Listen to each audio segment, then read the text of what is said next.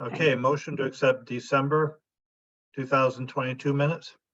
I move to accept the December 2022 meeting minutes. Now second, all in favor? Aye. Aye. All right, good. Next order of business, discussion regarding spectrum offer for universal coverage. Part of that would be the review of unserved addresses with Casco Bay Advisors. So Brian, and any of you can jump in to correct me, but my understanding was we had a proposal from Spectrum and they gave us a price and it was to connect those that were not connected according to their information, right? But then we had some questions about if that was accurate or not. We wouldn't want to get into a large agreement with Spectrum and they didn't have to connect as many people as we thought, right? Is that kind of the synopsis for anybody? Let me suggest a different way to approach that. Is I have yet to have a project where Spectrum agreed with us as to which ones were served and unserved. Okay. There's always a discrepancy or dispute. And so the way that we typically solve that is put your proposal on the table to provide 100% coverage. Then it doesn't matter if it's 75 locations or 85 locations or what, it's 100% coverage. So that's a way around that dilemma. Is that how I can't remember, is that how they worded their proposal? Does anybody remember? I don't know that we have it in writing. I think they took a list of different addresses and identified some that they were already working on, things that were in the works, and they came down to 44 that were unserved. But I don't know. So they were talking about specific number. I don't know that they said 100, and I don't know that we've received something in writing from them, but it would have gone to the town anyway, and so I'm not sure I would have seen that. But Brian, do you remember how they? I was just looking back through their, so I've got an email here that I could put up. It'll be hard to see on the screen because it's hard to make the print bigger in email, but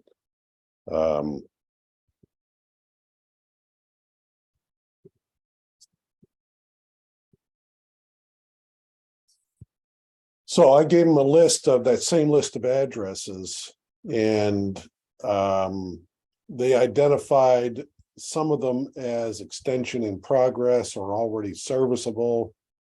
So they ended up having a total of 44. But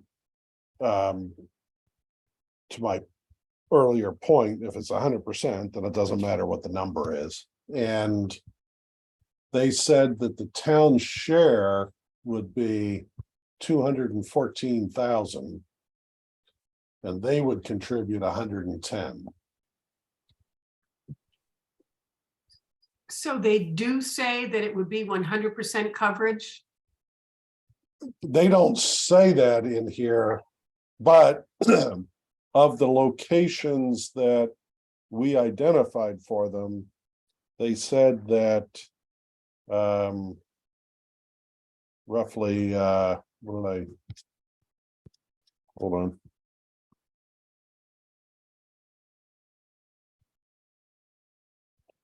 I gave them a list of 94 locations, and they said that 50% of them, or 50 of them, were already serviceable or in progress.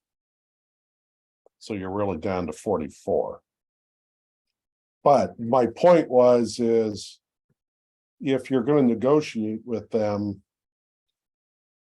then describe it as 100% townwide coverage. Does that make sense? And have we received anything more formal than this email to you? Not that I'm aware of. I think, when you got that information then, and they made their presentation, you were still waiting for CCI to get back to you. Yes. And so I think that the next step, or the ball is in your court in terms of spectrum. Would you be able to share this email with us? Yeah, I think that would be helpful. It would be good to just compare this to the list that you sent us, because we know we want to compare that to the list that we had of people who said they had no service from our own survey. Right. So to make sure I read this right, Brian, this is John Fehlauer. The email lists ones that they know of that are not currently being serviced, but some are serviceable out of that 44.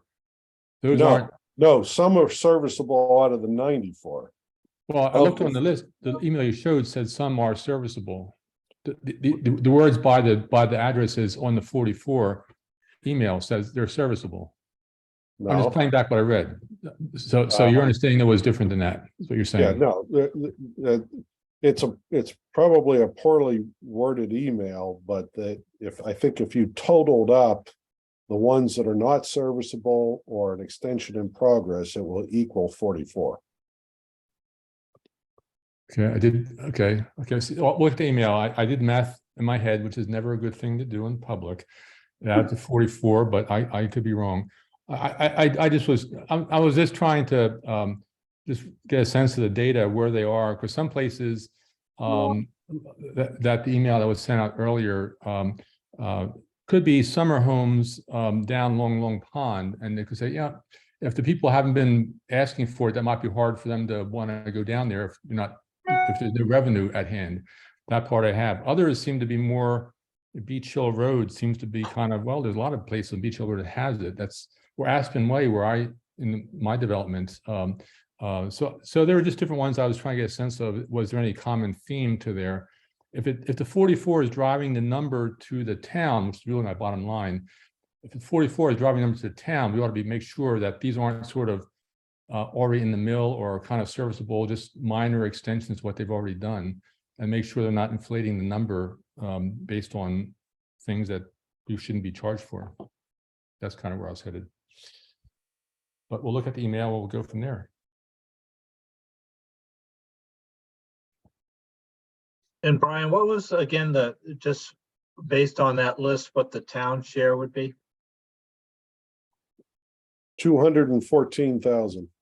Okay, so this is, I think, my point. And I hear what you're saying about 100%. But my point is, if some of those are extensions in progress, they would probably be doing those anyway.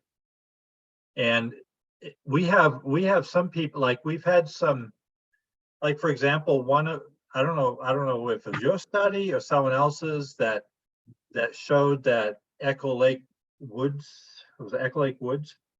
didn't have cable, but we talked to someone who lives down there and they do have cable. I guess my biggest question would be, how can we ensure that maybe, I mean, we don't even really know how many there are. What if there are only ultimately 20 homes, for example, and we're paying all this money to get 20 homes hooked up? That's the question someone would ask of us, and we all need to be able to answer that.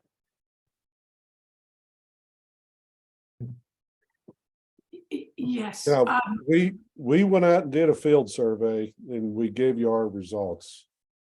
We shared that with Spectrum, and they said of those 94, 50 of them are either serviceable or there's an extension in progress. You know, we could go back out and look again, but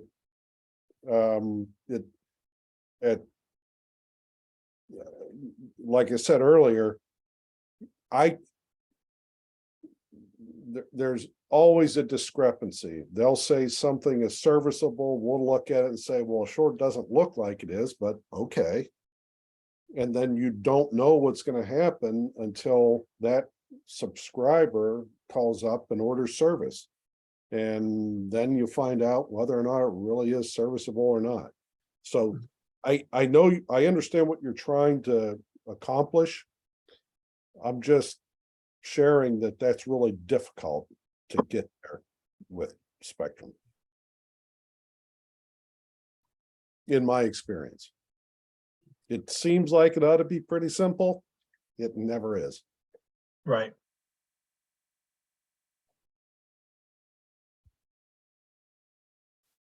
Comments from anyone else?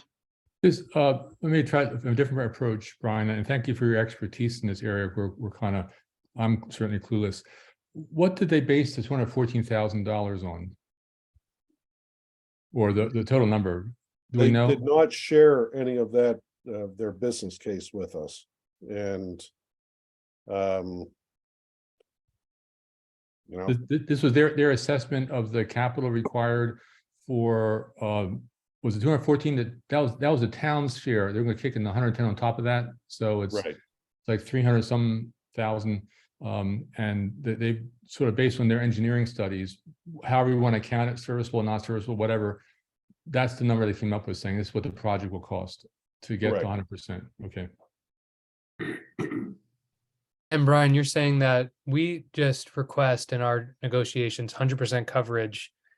And if they, so we're kind of punting on this concept of exactly what addresses would constitute 100% coverage. And so is the assumption if they agree to that, and then we discover after they've deployed infrastructure to these 44 homes, we find another 6 homes that they would be contractually obligated to extend coverage there? Yep. Yeah.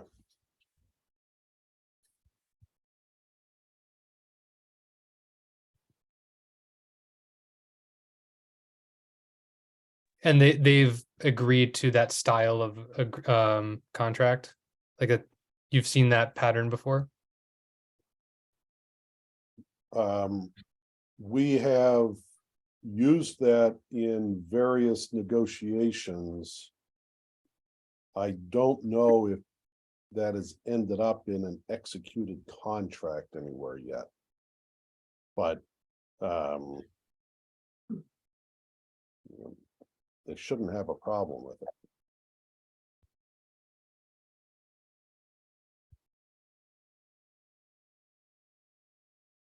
As we left the last meeting, we were going to do 2 things. One was to confirm who are those addresses. And since we just got this today, I haven't been able to check exactly against our database. I did a quick look at a couple of them on Echo Lake Road.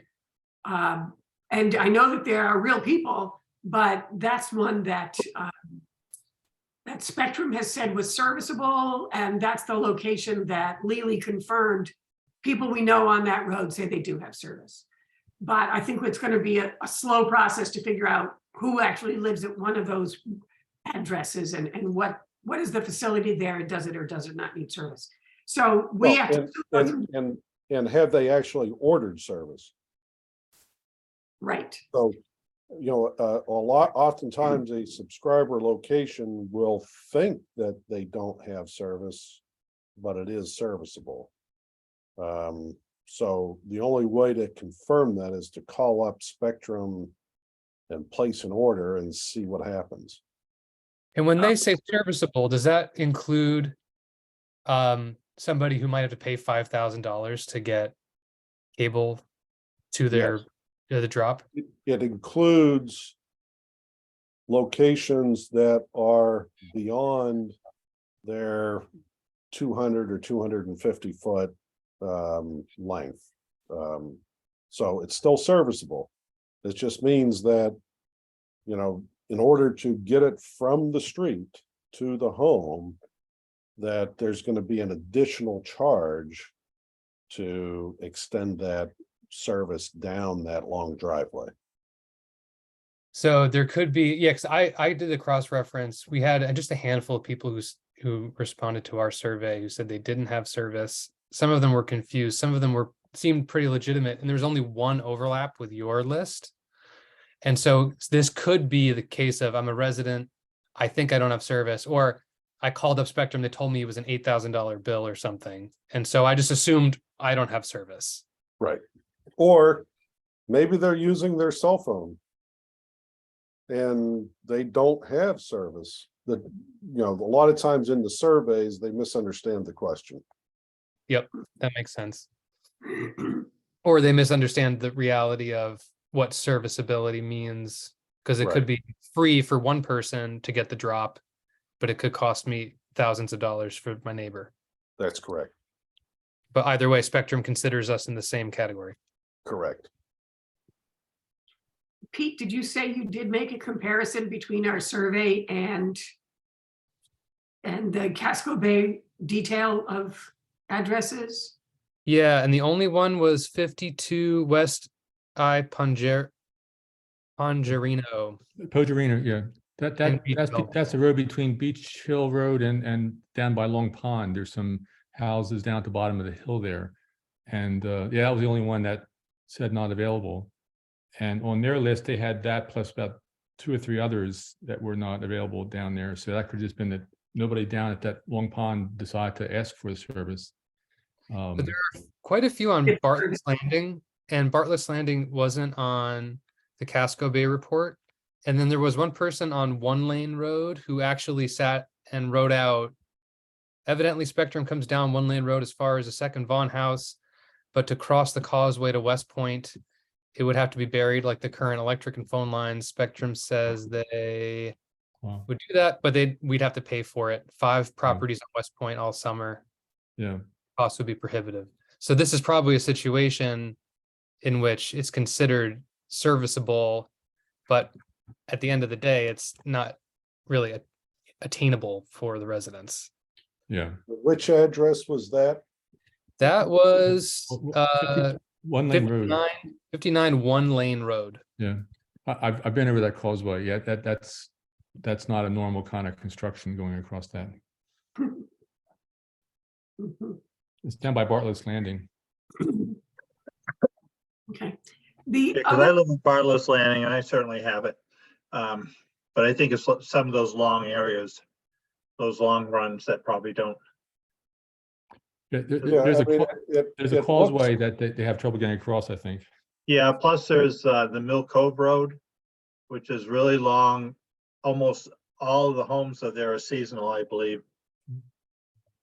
Okay, so on that causeway, you're saying that they do not go across there? What the response from our survey says is they come down One Lane Road as far as the second Vaughn house, but to cross the causeway to West Point, it would have to be buried. And they would do it, but we would have to pay for it. So I'm gonna share my screen because I don't know what the names of these things are that you're talking about. I don't know what West Point means. Is this what you're talking about? Looks like it. can you pull out some so we can see what part of the town that's in? So that looks like Bartlett's Landing, right? On the left side there, yes. So we're showing that whole thing as being cabled. And what, are you telling me it's not? I'm not saying anything beyond what was told to us, but this was last year. Right? When did we do this? It was like it was summer of 21. I think it was. I mean, is there a chance that they would have done this in the interim? Since then? Well, they did say that they had extensions in progress. And So- one of them was on Orange Hat Way, which is also off Bartlett's Landing, right? Yes, right next to me. Yeah. And Brian, you did this survey, was it It was, well, published it in March of 22. So So about we a year would've- ago, yeah. We would have had someone out there in January or February driving all of this out. So the only way that there's only like 6 months there where, I mean, this person could have been misunderstood with the situation, but I'm calling it out because this was one of the few people who gave us actually quite a bit of information. Mhm. Might make sense to follow up on that one because there are other people who said that around Bartlett's Landing Road with their addresses that they didn't have it. They And- didn't have it or it wasn't available. Let's see. Well, that's maybe we didn't have the best wording. It says, "Do you have internet service?" Let's see. The Bartlett's Landing says it's not available at my address. And Brian, I was just looking at your map, and my road, which definitely has it, isn't marked in blue. All right, so where is your road? Okay, if you put it back up, I'll show you.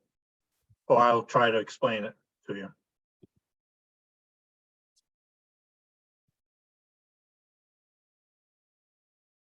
Give me your address. It's 21 Bartlett's Landing Road.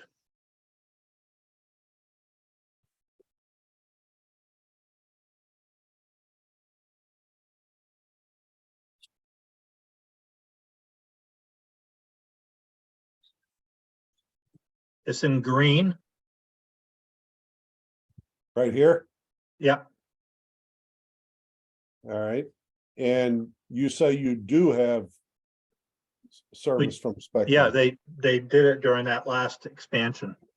Okay, For so the town. that was probably on that email that I forwarded.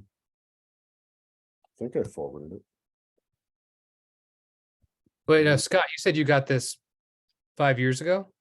Yes, during that expansion the town paid for.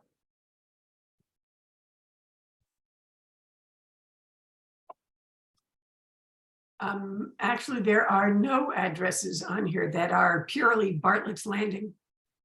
The orange So- halfway is off of that.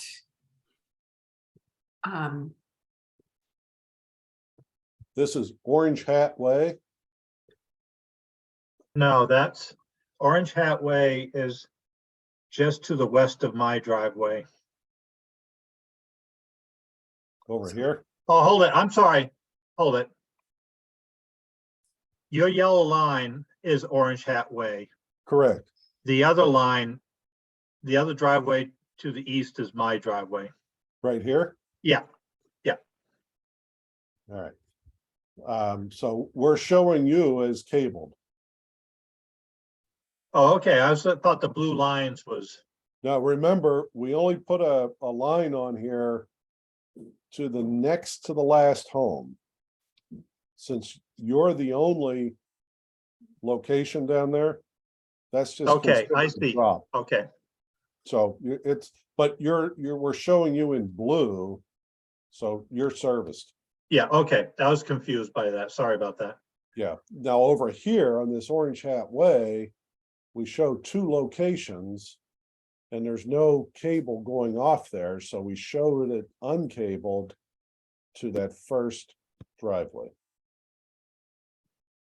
And then the next blue line up is Mill Cove Road I was telling you about. That looks like it's cabled all the way down it. Right. And that's where all the, as I said, they're all seasonal, so that's good to see that.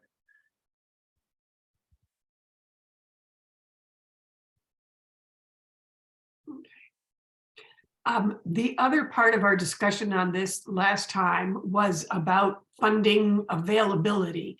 And Yeah. I think, Derlin, you were going to check with both the town and the county on funding availability.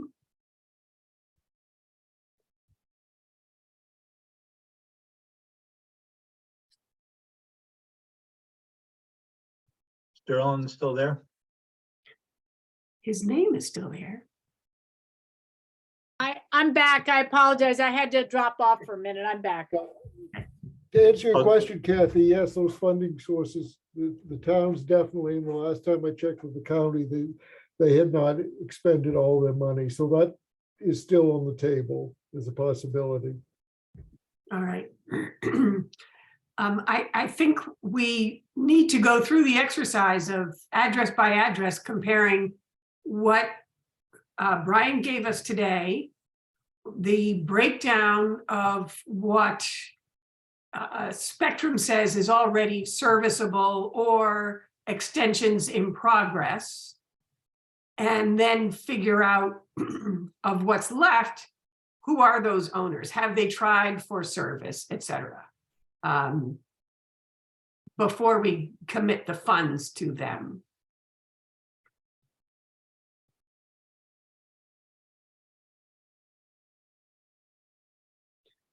What do you think? I agree. Some of the ones that I have not seen the email that Brian is going to forward. And picking sample of one at 21 Aspen Way is in my neighborhood, and know the Bouchers. I mean, they should have it because it's in their neighborhood. So I would think that would be a serviceable one, since it's they're surrounded by people who I think have broadband. I thought they had it. So I can go back in circle and see if they do have it. I agree. Sometimes people just say, I don't want it, I don't need it. And that could show up if it's at the end of a road that maybe Spectrum doesn't think that they're going to go there on their own. I think I agree with what you're saying. In other words, Kathy, let's just go through the list and let's identify any that we think are would be in normal course of business they would be servicing if they haven't done it already.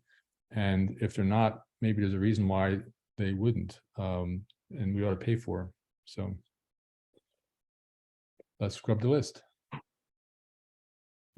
And I agree with that 100%. And I'm not sure how we, and I may have missed something because I had to drop off for a minute, but I'm not sure how we would answer to the question of, these are some unserviceable areas, but the people have replied to the survey and said they don't want it. So are we spending valuable resources to get close to them enough for someone in the future, if that house were to sell, to be able to connect? And how do we answer that question? Yeah. I wonder, this is kind of a stupid, maybe this is stupid, but I'll throw it out anyway. Just because there seems to be still some uncertainty, even about if it's unserved, if they really want it or not. I just wonder if we could just have a fund, and then when somebody wants Spectrum, then we could help support that. I don't know. Again, I worry about if we spend a couple of $100,000 or whatever from the town, and all of a sudden it's really a bunch of people don't even want service. I don't know. I wouldn't think it'd be a matter of people not wanting service. If they don't want service, their kids certainly will. Also, I was thinking that, one of the problems I have, you'll see my property, 7 Hadlock Pond Road, is on that list. And one of the things I have to use now is I have to use a hotspot. And it's really, it is not good enough. And I've tried other things. I've tried SpaceX, not SpaceX, but the Starlink? Yeah, the Starlink, dick. yep. And that was faster, but it was intermittent.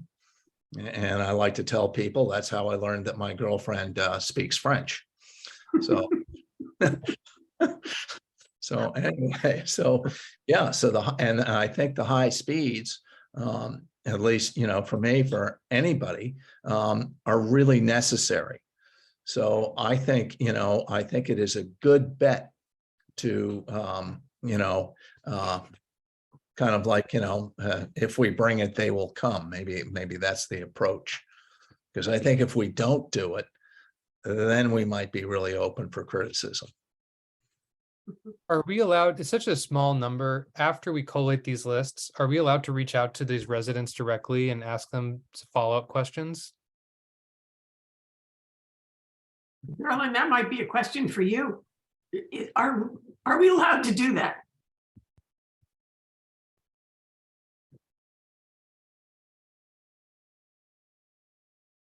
You were asking Derlin? Yes, That I don't Yes. know, Kathy. as a town function. I suppose that we could draft It's like a survey, probably. I mean, we didn't ask permission to send out the surveys. right, Right. and people had an option of responding or not. I Yeah. suppose we could send out a postcard or something from this committee to say, we're looking at this, we understand you don't have service. Would you, consider calling one of us to talk about it and whether you need service or not? So Yeah. be more proactive than a survey, but Yeah, I mean, I don't see anything wrong with doing that. I agree, especially if you sell Girl Scout cookies with it. So you're all a twofer. right, you're in charge of that then, John. The trouble Brian, is, and you may have answered this again, in some of my intermittent misses of meetings, but when Spectrum did the survey, they did the survey and they identified the uncabled addresses. And was that uncabled address on the totality of that road, or just an uncabled address where their service went to a certain point, but it didn't connect to that actual residence on that because that residence fell 300 feet, 305 feet from a service pole? So those are places that don't have service and also don't have a Spectrum account. So the way that we did this is we would go out and look for roadways that have cable TV infrastructure. And then we put those into the GIS system. And we also loaded all of the locations. And if that location is within a reasonable distance of the cable TV infrastructure, we're calling it serviceable. All right, that doesn't mean that they have it. It just means that they could have it if they wanted it. Okay, thank you for clarifying that. I appreciate it. And that reasonable distance, Brian, is that like 300 feet or what's reasonable? Again, it could be 1,500 feet could be serviceable if it was only one location at the end of that 1,500-foot driveway. What we did was we only looked at the infrastructure to the next to the last home. So we said if there was two Okay. homes down a private drive and there wasn't cable TV infrastructure, both of them were unserved. Okay, If there Okay. were two homes down there and the first home was served and the second one not, they're both serviceable. got it. But if there were three homes along that private drive and the first home had service, but the next two didn't, those two were not serviceable. So we have to make that's sort of the algorithm, if you will. I hate to call that an algorithm, but that's the methodology that we use for these studies. Okay, We aren't out there measuring how far that subscriber, the side of that subscriber's home is from the infrastructure. That would be a whole different case.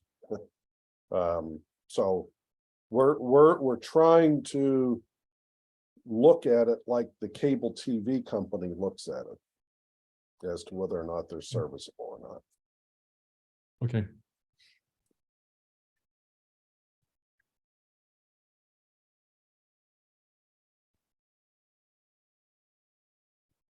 All right, so where do we go from here?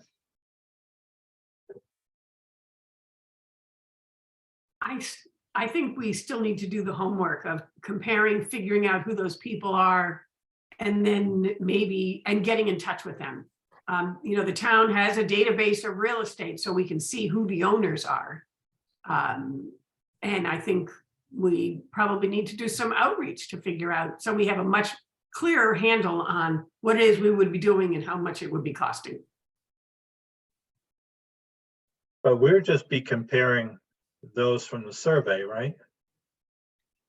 I think that we would be comparing, that we would take the list that Brian provided us today. We would compare with what, you know, maybe eliminate what Spectrum says already have it.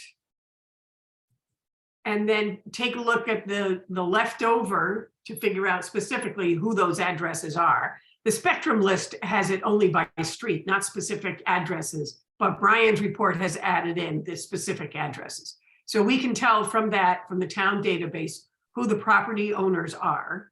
And then I think we need to do some outreach to them to say, you know, we're looking at this issue of services in the town. It is our understanding that you do not have service or it's not available to you. Can we talk to you about it? Can we find out if you're interested in having it? Would you, you know, is there any point in us connecting you? And you'll send that list out, Kathy?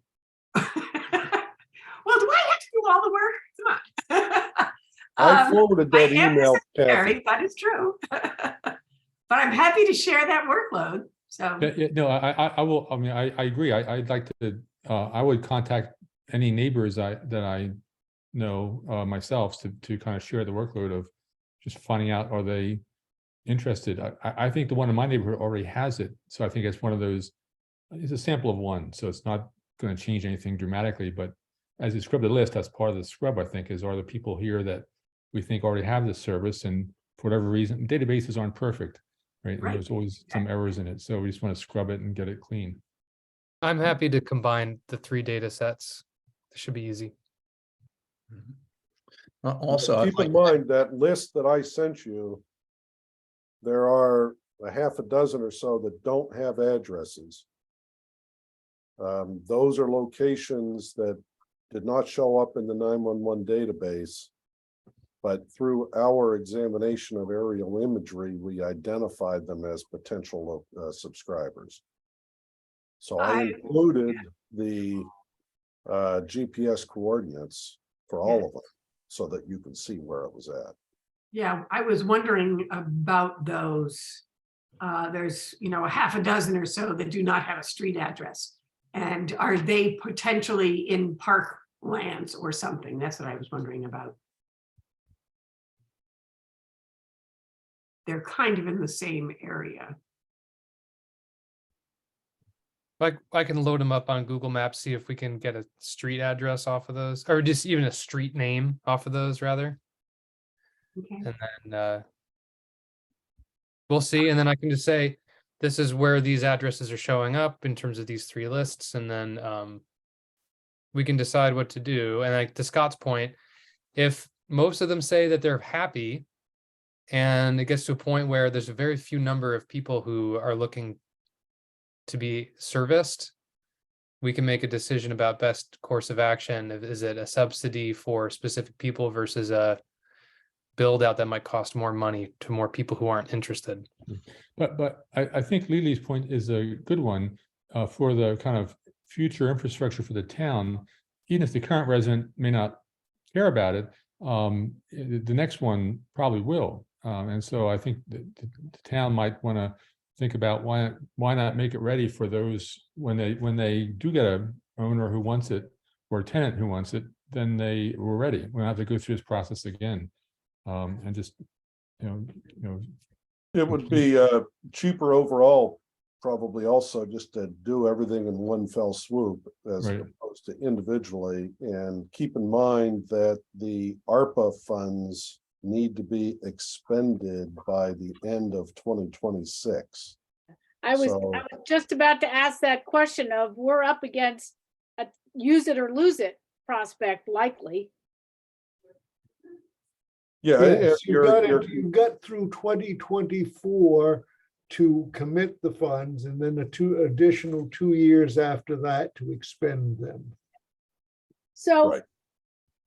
with regards to, so first of all, thank you for that comment about, in the future, someone is going to need it, because Scott and I get faced with this all the time in real estate, that someone won't even look at a property unless there's spectrum there. And sometimes they will renegotiate a contract like, well, we have to have at least the opportunity to have it. So I do agree with that to a certain degree.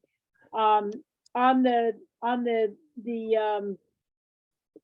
second point of, use it or lose it, I do think that we have to be, very, very careful about how we make those decisions.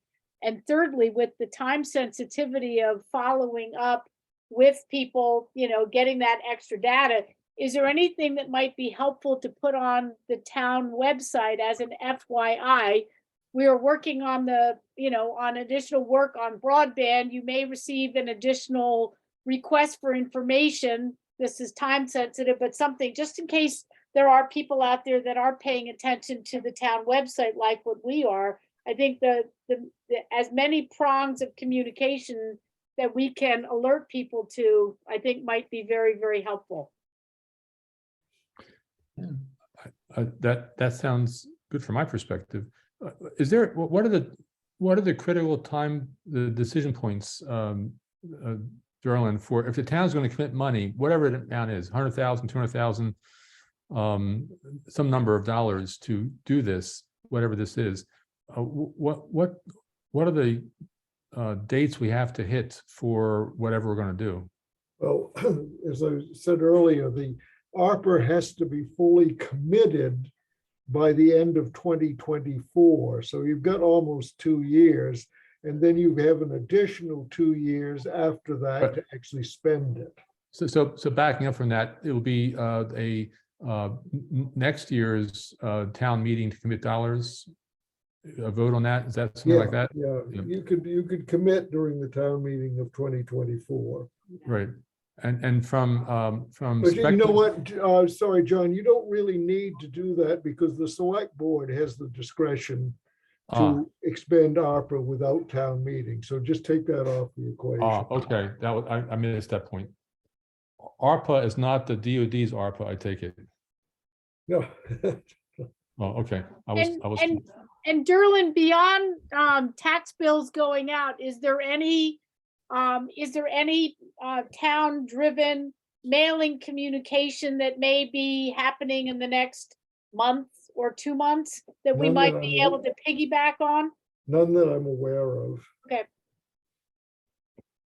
Is there any timeline from a spectrum perspective? Is there some date that they have on their calendar? Well, their solution wouldn't qualify for any Maine Connectivity Authority funding. So their calendar would be flexible. I think you are going to want to move with some urgency, because that proposal they put on the table isn't forever. I mean, so, I would have discussions with them in parallel. And,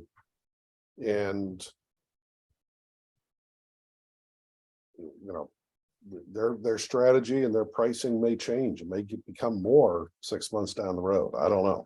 I mean, they're not just passing through their cost. They're looking at their investment scenario, and their investment plans change on a quarterly basis. So I wouldn't assume that offer is valid 6 months from now, is my point. Thank you. Brian, you've got to be the most patient person in the world, having to put up with umpteen million boards like us. Because, you know, it is so difficult, all this work, I guess, you know? It is, I mean, there's a lot to learn for all of you. Right. And, you know, I recognize you're trying to do the best thing for your citizens, and every town is different. It's never easy. So, So just put a cap on this, just as, I just want to make sure I understand this completely. You identified by going around, driving around, or doing it somehow visually, 94 correct, residences that did not have cable. Is that correct? correct. Okay. Of that 94, you went to Spectrum, right?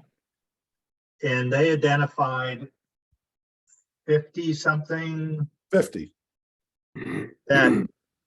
that didn't have it. No, that they claim are serviceable or have construction projects in progress to make them serviceable. And then the other 44 are deemed not serviceable Correct, by Spectrum. because of the distances. That whatever. they would have to extend their backbone network Yeah. in order to service them. And then to the point that several have spoke about, I think there's a lot of agreement that even if somebody doesn't want service, we should extend the backbone so that all residents have the opportunity to have Spectrum. Is that correct, what I'm hearing from people?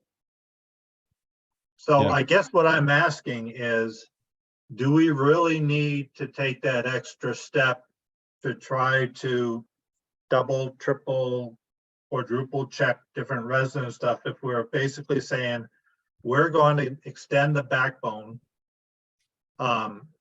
so that everyone has the potential, if they want to have Spectrum cable? Is that right? And any new construction in those areas would be able to have cable if they chose. Right. Brian, does this bid, do you think, include the drops, or is it just running on down the road? Again, they're identifying the ones that are not currently serviceable, but all of the others that are serviceable and are on a long road, they're going to charge an extra fee to extend beyond, say, call it 200 feet. So even if they extend down these uncabled roads, there's still going to be locations that are beyond that 200 feet that will have an additional charge if they want to have service. And even if we pay what they're asking and then they match and they do all this build out, there could be in the brand new road that we're helping them pay for, they might not do a drop if it's too far away. It's still going to be up to that resident to finish the thought. That's correct. So in other words, we can't, if we outlay these funds, it's not guaranteeing that everybody's going to have a drop. It's only guaranteeing that they could have a drop, that the infrastructure is there, that they could have a drop that may or may not cost them extra. And keep in mind that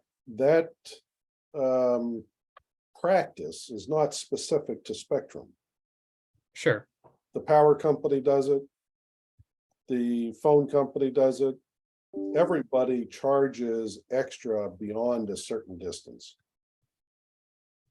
And Brian, again, this may be a repeat question, but since we got the proposal from Spectrum, is that proposal from Spectrum still valid as it relates to having had 94 names on the list and now we're down to 44 that are uncabled? Has our number changed at all, or was the final proposal from Spectrum now based on a known 44 that are completely uncabled? At that point in time, it was based on those 44 that they identified out of the 94. Now, that was, what was the date on that? It was this fall. Because I think we had consolidated in December, so it could have been October or November. So it was October 4th. So October, November, December, January, you know, it may still be valid. And keep in mind, it was an email. It didn't say how good it was, how long it was good for, but you know, what I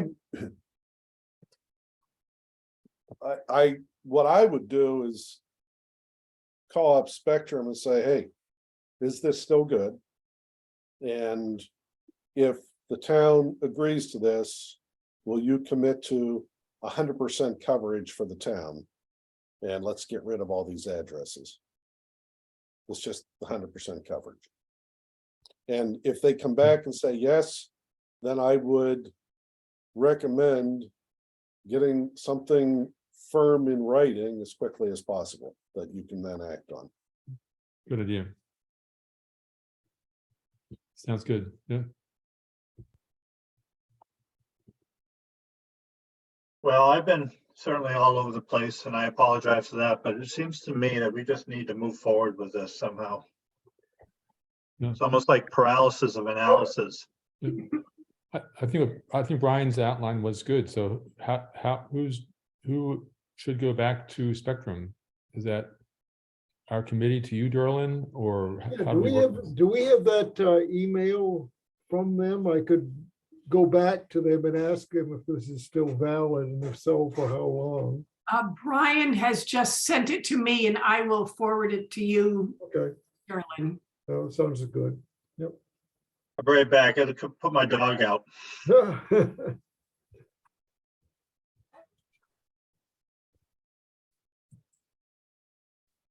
All right, so I have just shared that over to you then, Darlene. Okay, I'll let you know. It has somebody's, you know, name and contact. Let me take a look at it, open it up. Brian, do you think it makes sense to, in parallel, try to get Consolidated to actually come to the table with a real offer? Absolutely. Good So point. what's the best way of doing that? Let me give them a call. I'll get you an answer.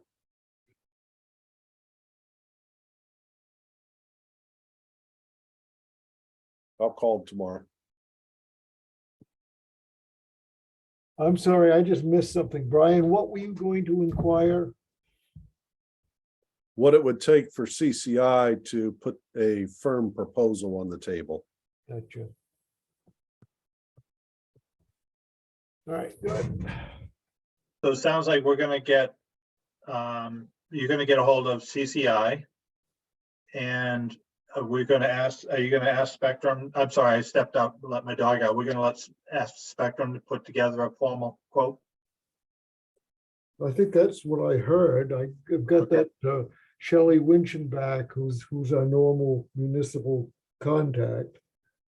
I can Derlin was gonna reach out to Shelley to see. I'll Okay. reach out to Shelley and say, Valid. is this still good? And if so, Right. Okay. for how long?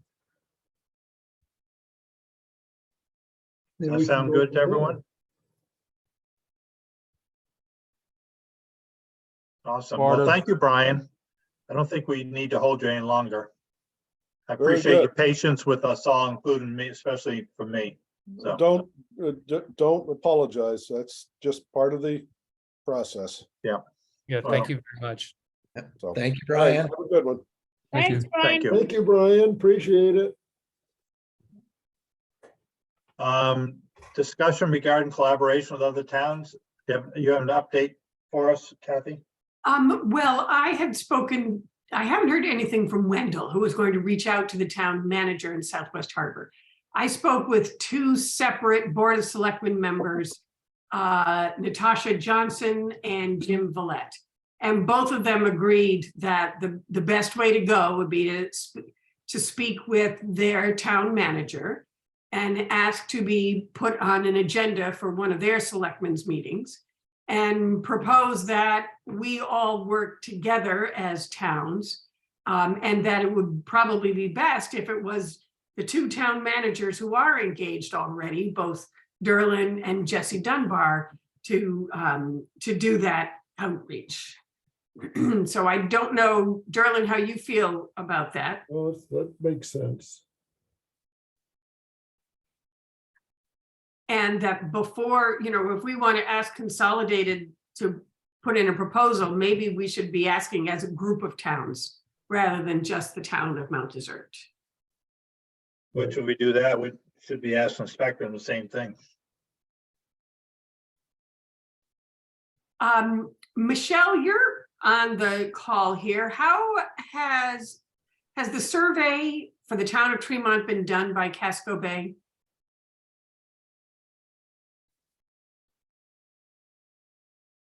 Glasses in. What? Sorry. Can you see me?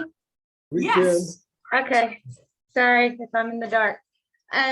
Yes, we have the survey. We reviewed it in detail with Brian. I feel like we've got a finally we've had a second meeting. We have a pretty good understanding now because we're about 2 years behind you. But one of the questions we had is the same thing you're talking about right now is, we want to move forward. At our next meeting, do we want 100%? Do we want fiber? And we are all in agreement that we would be more attractive to consolidate it or to the preferred provider as if we join together as a town. We would love to work, especially you've been so generous with us, especially with you. And then we had a discussion as well going, where does Southwest Harbor stand? And that we don't know. So we have not had that conversation with Southwest Harbor. And on your survey results, do you have a sense of how much of your town is covered with one service or another? We have really good, unfortunately, I don't have, yes, I do actually. I do have it in front of me. I just don't have glasses, so I can't see it. But I do have the Casco Bay report right in front of me. And if you can excuse me for a second, I'll grab a pair of glasses and I can give you that number.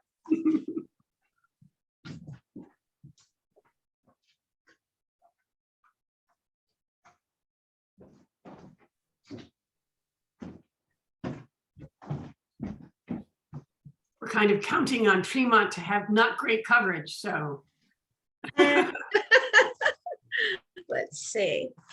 I think what we were, one thing that really stood out to us in Brian's review and looking at the report was that Consolidated, not down the side roads, but Consolidated already has, I don't know what the word is a hub. So how much is high-speed internet? Blah, blah, blah. Sorry. So Spectrum serves 81.9% of the town with its fiber infrastructure. The roadways in green do not have Spectrum fiber. Blah, blah, blah, blah. Yeah, okay. Breaks down the estimated backbone mileage required for, so we would need 37.6 for Spectrum, and our total estimated make ready cost for $594,000 and a total of $2,100,000 plus total construction. So we've got 81.9% that is currently served. And not by Spectrum, but by a combination of one thing or the other. That is Spectrum's serves, yes, 81.9%. Okay. yes. And I'm more than happy, I will share this report with you. We've also met with, and I think early in your process, you also met with the Island Institute. And, you know, they are our regional partner now. And we're going to utilize them for some community outreach. We're also looking to see what's available for the town for ARPA funding, as well as the county for ARPA funding. So we wanted to know what from Mount Desert's side and our side, what do we have to have some kind of formal partnership? Could it, you know, does our committee have to say to your committee, we'd love to work with you and band together to present to the providers? And we're not sure if we need like some kind of to formalize that, but I can tell you that we very much would like to work with you because we do believe that it will make it more, make us more attractive for not only to the provider, but for funding. Question to the group, and again, this is probably something that I missed way back when. First of all, thank you very much for that, and it's great hearing the handshake across the internet. What has been? Have we had any back communication from Bar Harbor on being willing to kind of join in anything, since Bar Harbor touches a tremendous amount of Mount Desert geographically? The last time Bar Harbor was not interested in anything at this, you know, on any joint partnership at this time. They were working on a project to communicate to get all of their town buildings together, but they had no interest at the time of doing fiber to the premises. I think about some of the addresses just off of the Indian Point Road that are, you know, literally a mailbox is on one side of the town and the backside of the mailbox is on the other side of the town, like Eagle Ridge, which is on Mount Desert, but it's more in Bar Harbor than Mount Desert. So, but anyway, thanks. Eventually that might settle itself out, Lily, but I can, from what I'm understanding, that they have so many issues over there right now that would be very low on their priority list compared to what they're facing in the next 6 months or so to try to work through. So I don't think you'd get a whole lot while they're in a state of flux at this point and concentrating on the cruise ship suit and a few other things. So because we're on a recording, I'm not going to play the smallest violin in the entire universe of my sympathy for Bar Harbor. Right. They do have a lot going on. And the town is working with them via the police department and dispatch services to connect that way. And it does come over to Soamesville for a real dark fiber optic line to connect the communication systems. No, I know that they have a lot on their plate. Yeah, and I think that, you know, we have this committee. Tremont now has a committee. I don't think Southwest Harbor has a committee yet, but Consolidated is really interested in working with towns that have a committee. And I don't know that that's in their future, but we can keep asking. Yep. Okay.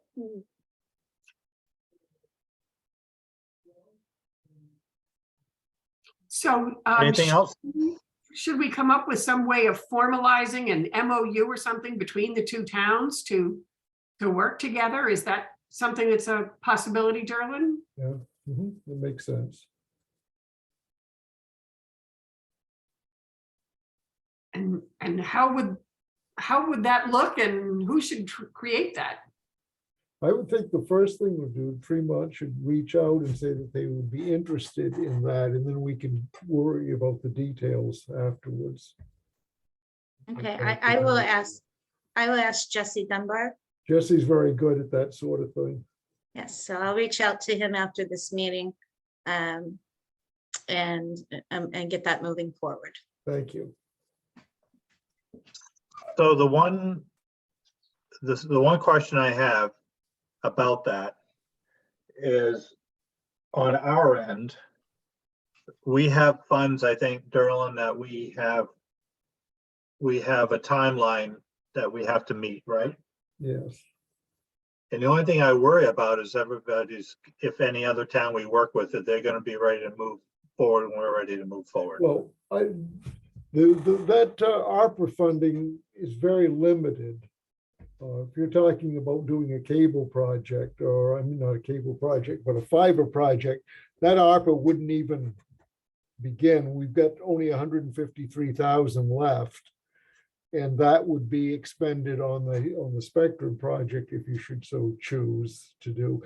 But I would not even consider, you'd be talking about some sort of a bond issue. You wouldn't be able to even consider what is currently in the bank to even attempt something like that. It's we only got 220,000 to start with, and we're down to 153. So we got a very small allotment, as most coastal communities with a high valuation got a very small allotment.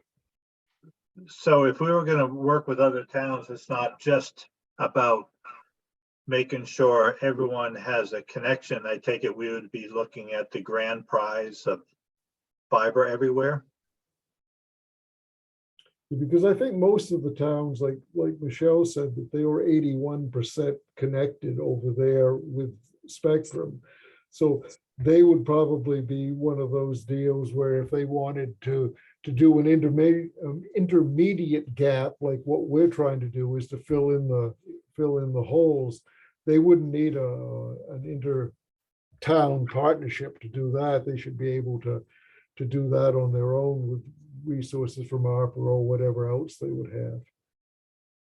It's a horse of a different color. I think your partnership would only make sense if you were looking at a fiber project. Right. That's what I'm kind of wondering about. And I will go back to my contacts with the Maine Connect Authority, Island Institute, get a better understanding of the next, I believe, if I recall correctly, that the next funding opportunity is this spring. But I can find out more information about that. The one thing that a key takeaway that during our meetings and conversations with people in this space is, you know, if we're going to go for grant funding for fiber, that more is better, you know, and that's, I think, partnering with other towns would make us more attractive, thus more fundable. So I can find out some deadlines on that. That doesn't mean that that's exclusively the only opportunity, but it would at least put, you know, the first funding opportunity as a kind of a carrot to work towards, if that's the way you want it to go. And I think the memo of understanding could be that we would come together for fiber. However, if that's not a viable option within, you know, the community, because we have to approach them to get the quote, you know, with the three, hopefully three, or the two communities, hopefully Southwest Harbor would join. I'm sorry, I have an 80-pound dog jumping on me. 80-pound puppy, by the way. God help us when he becomes a dog. Yeah, and there's a squeaky ball involved too. But I think if we come together, the three of us, just to address your concern, what if the other towns are not prepared for that funding, right? Or they can't make that financial commitment, or their town doesn't support it? I think there's got to be some kind of opt-out clause, but we'll never know. We'll never know, and we'll never get a proposal together. We'll never get that final cost from the provider from Consolidated for fiber. Until, we have to come together to get that number to see, then to take to our individual towns and then find the funding. Versus us doing that individually. And if that's not what your town wants to do, then obviously we wouldn't move forward with fiber if Mount Desert chose not to do that. And then we'd have to, I guess, go the spectrum route, which is not our first part. It's not our first choice. I think we would echo a lot of that. I like the two parallel tracks of we can have an intermediate gap fill with some ARPA funding. Either town can probably do this. And at the same time, trying to build a coalition to get a larger provider interested, to get a shot at larger grant funding. And because it's a larger time window, probably higher chance of success that all of the towns would align on their schedule and budgets. Right. Yeah, I think that's the way to do it.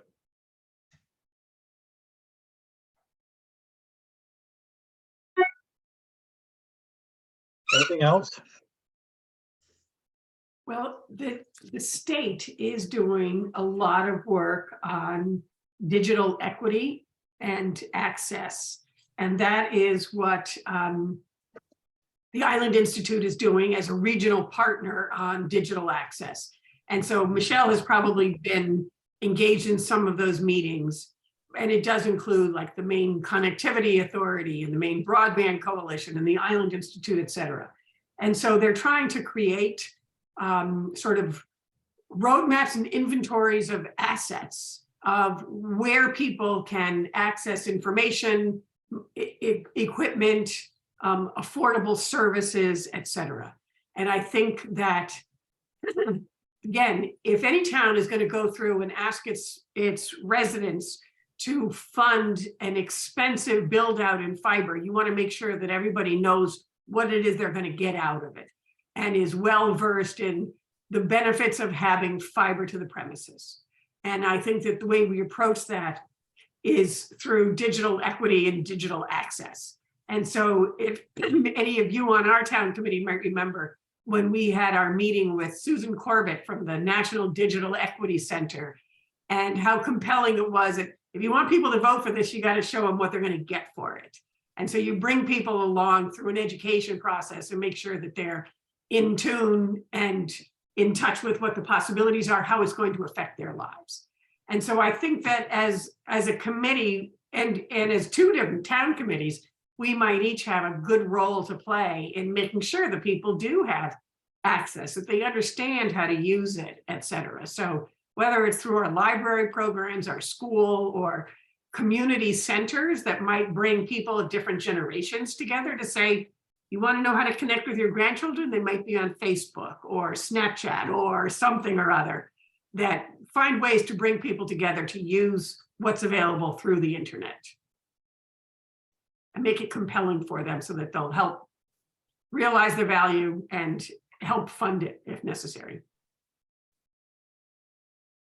So there's a lot going on in the state around all of that. I just want to add that part of our conversations as a committee is really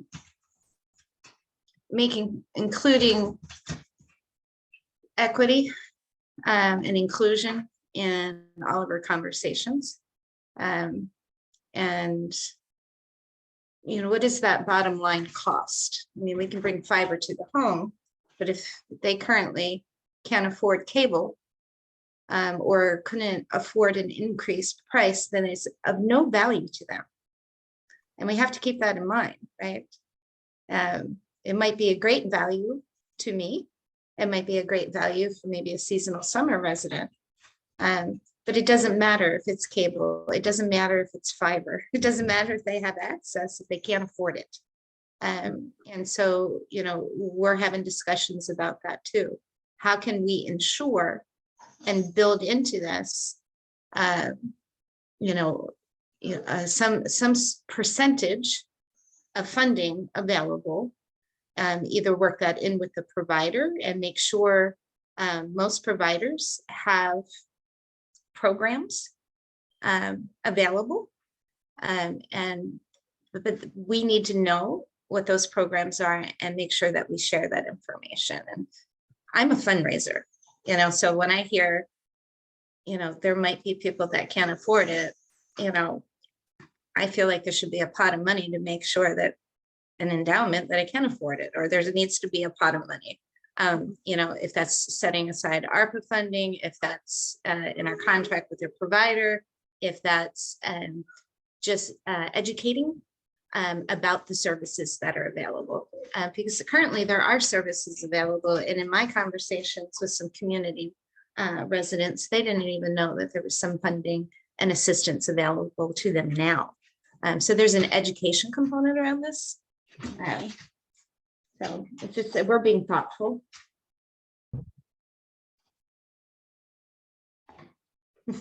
Anybody want a puppy? I have one. Well, I don't have puppy, but I do, yeah. He's chewing on my hand. Oh, okay. The next steps, I'm Brian's gonna, going, yeah. I'm gonna let you do your next steps. What I'm gonna do, however, is I'm just gonna follow up with Jesse Dunbar. And I will make sure that you get our broadband planning report. I'll send that to Kathy, and Kathy can forward it to you. And if there's anything else that your committee needs from me, Kathy or someone reach out to our committee, and hopefully we look forward to working with you. Thank you. Absolutely. Thank you. Thank you for letting me join. Good night. So, and Brian is going to be communicating with CCI, right? Yes. He said he'd email them tomorrow. Yeah. And Derlin, you're gonna connect with, Shelley Winchenbach from Yep. Spectrum. I'll do okay. that. Yep. And I think that's all, right?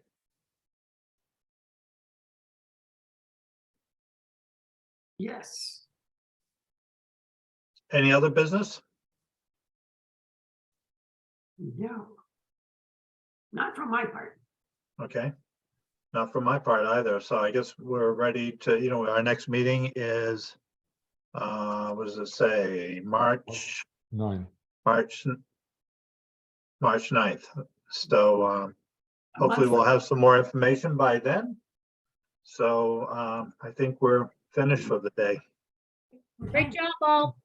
Thank you. Thank you. Okay, everybody. Good to see you. Bye. Okay, bye, everybody. Bye-bye.